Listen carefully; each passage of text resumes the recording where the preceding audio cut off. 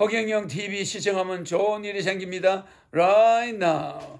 일본의 국가 부채 238%예요.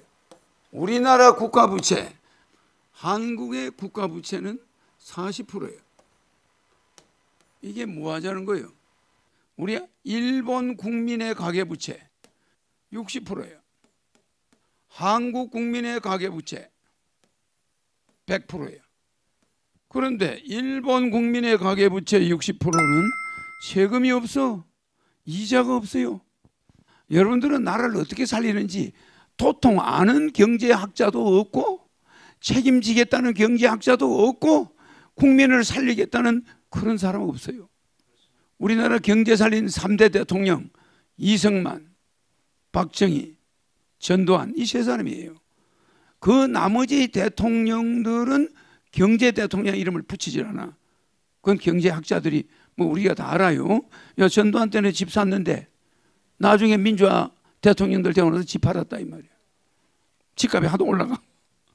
이게 무슨 말이냐면은 세 사람이 알 때는 집을 사는데 문제가 없어. 집값이 천정부지로 안 올라가니까 사람들이 돈을 버는 속도와 집값이 올라가는 속도가 비슷했다는 거야.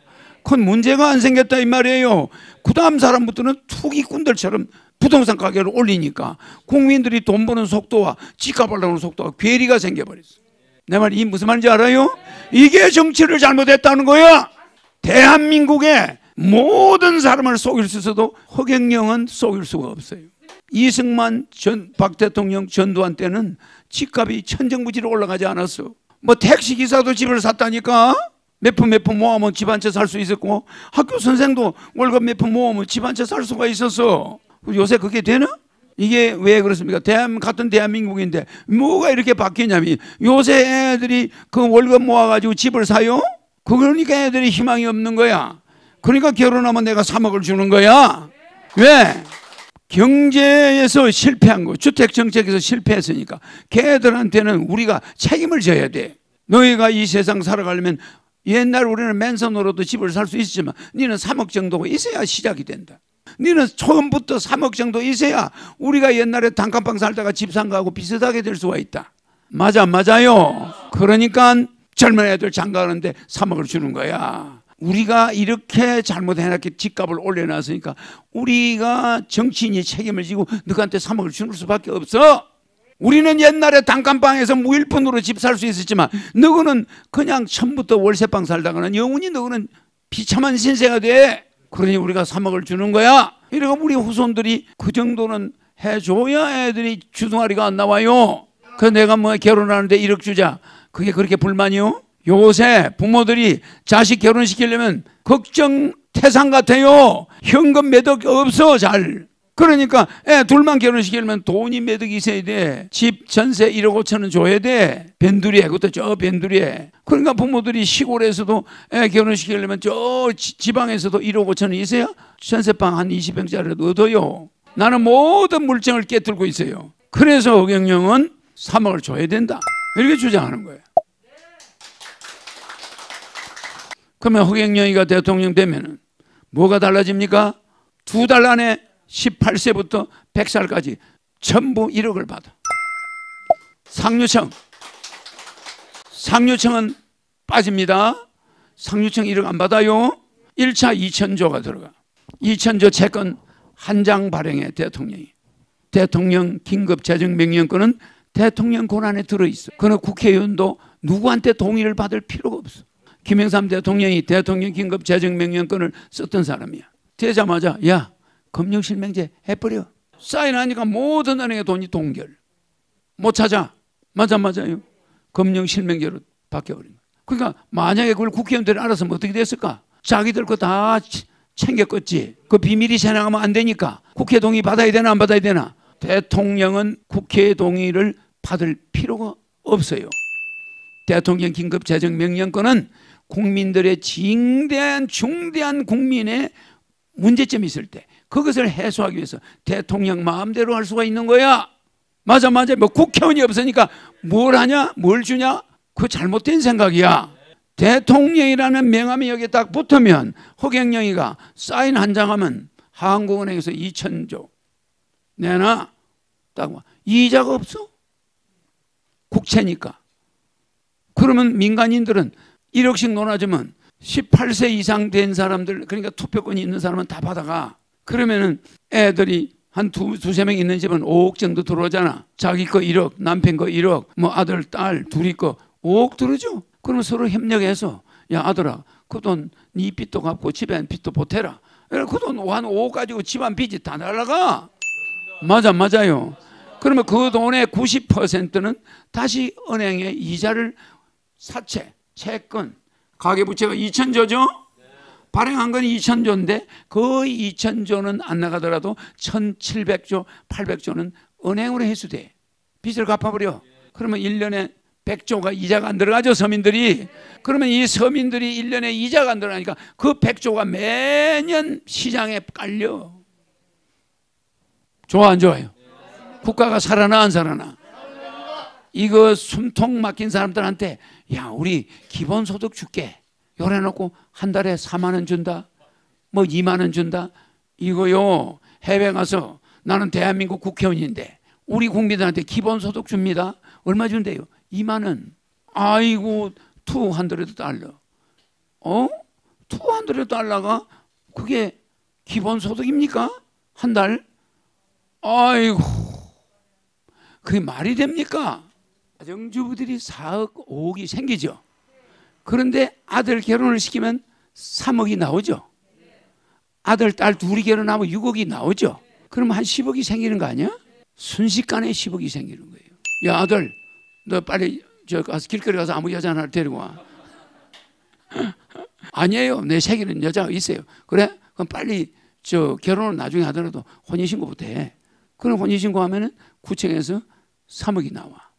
그러면 금방 애 둘이를 장가 보내게 되면은 6억 들어오잖아. 자기들이 1억씩 받은 돈이 한 5억이 되잖아. 11억이 금방 들어와. 그런데 다른 사람 찍으면 10원짜리 하나 주나? 애들 결혼하는데 10원 주나? 이거 말이에요. 여러분 못 산다는 소리 하지 말고 투표 똑바로 하면 되는 거야. 간단해요. 돈 한 10억이 생기는 게 그렇게 간단해요. 근데 그것만 나오냐? 월 아들 세 놈이 450이 나오고 엄마 아빠가 300이 나오고 매월 750이 집구석에 압류할 수 없는 돈이야.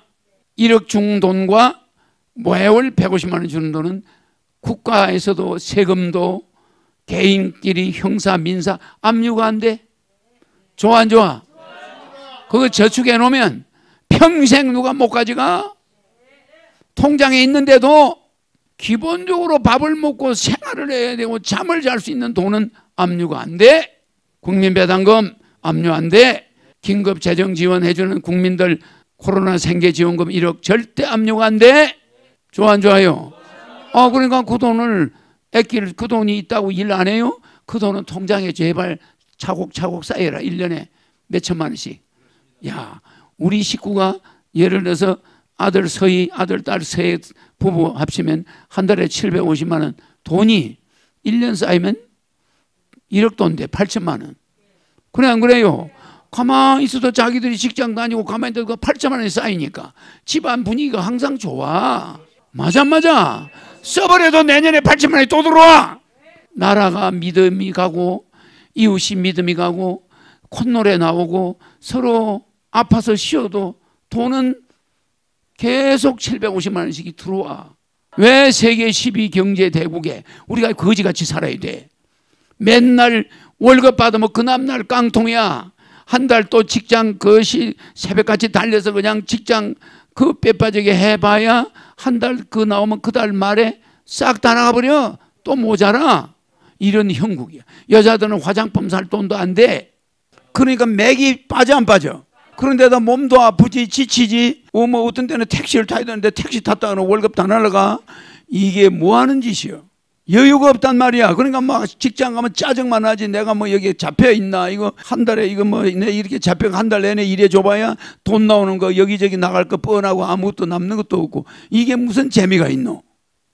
그래도 매월 국가에서 지 개인한테 150만 원, 자식들한테 150만 원씩, 남편한테 150만 원. 이건 남편이 돈을 못 벌어도 남편이 돈덩어리를 보여?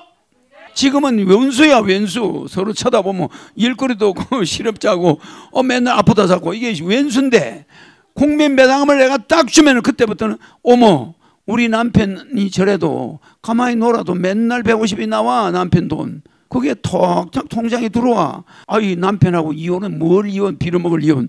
가만히 그냥 같이 있는 거지. 그래 안 그래? 사람이 달라 보인다니까. 아니, 어머니가 다 주고 가시는데도 좀 더 사세요. 어머니 150만 원씩 나오는데 돌아가기만 해봐 가만 안 둘 거야 막 이러고. 그러니까 어떻게든 사람의 가치가 올라가.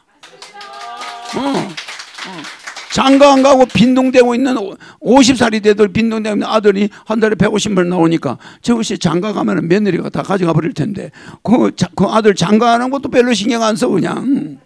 저놈이 우리 집에 있을 때는 저게 150만 원씩 들어오는데 저게 여자 만나서 턱 가버리면 그러니까 오히려 집안이 연대가 강화돼요. 그러면서 사람 하나가 소중해 보이는 거야. 남편이 맨날 빈둥빈둥 노인정에 나가서 놀고 말이야 어디 쓸데없이 돌아다니고 오는데도 남편 앞으로 통장에 150이 탁탁 들어오면 남편 대하는 게 달라져. 돈이 있는 곳에 사람의 마음이 갈 수밖에 없어요. 이렇기 때문에 국가가 우리 국민들을 잘 살게 해주는 그런 마음만 지도자가 가지고 있으면 얼마든지 국민을 잘 살게 할 수 있어요. 국가의 비전 40%, 개인의 비전 100%. 이게 뭡니까? 그런데 일본은 국가 부채 240%, 우리보다 200%가 많아요. 근데 일본 망하나? 일본이 왜 이렇게 됐냐? 양적 완화를 했어요. 8천조를 찍어가지고 국민한테 논아줬어. 옛날에. 맞아요. 그러니까 양적 완화를 하니까 국민들은 이자 한 푼도 안 나가? 우리는 뭐요? 그냥 빚을 져가지고. 맞죠? 잘 들으세요. 박정희, 이승만, 박정희, 전두환 때는 거의 빚을 잘 안 져요. 이게 문민정부, 김대중 정부부터 노무현 정부가 들어가지고 카드 대란이 일어나요. 무슨 이해가죠? 아무것도 모르고 카드를 막 발행해 주니까 그걸 닦아서기 시작한 거예요. 그때부터 빚이 진 거야. 빚이 생기기 시작해요. 애들대로 카드 가지고 돌아다니면서 막 쓰재끼지, 막 집안 식구들이, 온 식구들이 쓰재끼니까 이게 뭐야. 나중에 보니까 빚이 그냥 눈덩이처럼 어떤 아들놈은 가져가서 그냥 5천만 원이 만들어가지고 카드 빚을 만들어요. 내 잡아 먹으세요. 이러거든 부모한테. 그러니까 엄마가 억장이 무너져. 나는 안 봐도 여러분들의 집구석 사정을 속속들이 다 알아요. 이런 카드를 만들어서 김대중 정부 때부터 우리가 카드를 처음 겪으니까 거기에 재미가 있거든 그거 쓰기가. 그래서 문민정부가 들어서고 나서부터 우리가 빚쟁이로 몰락하기 시작하는 거예요. 소비가 뭔지도 모르고 마구제비를 닦아 써서 소비는 올리면서 빚은 늘어나는 이상한 형국이 되어버린 거예요. 좌우지간 문민정부가 오고 나서부터 우리 경제는 부동산은 급상승에 올라가고 국민의 빚은 동시에 급상승에 올라가고 집을 살 수가 없어. 이런 경제 구조를 허경영이가 있었으면 간단하게 잡아버려. 바다에 들어가서 모래알을 새는 어리석은 정치인들이 지금 대한민국을 이끌어가. 그러나 나는 어떤 특정 개인을 비난하지는 않아. 정치 제도가 그렇게 잘못되어 있어요. 계속 여러분들이 여야에 끌려가다가는 대한민국 절벽, 인구 절벽, 경제 절벽, 취업 절벽, 대한민국 낭떠러지로 떨어져 버려요. 알겠죠? 아주 내 이런 말 하는 것도 아주 지겨워.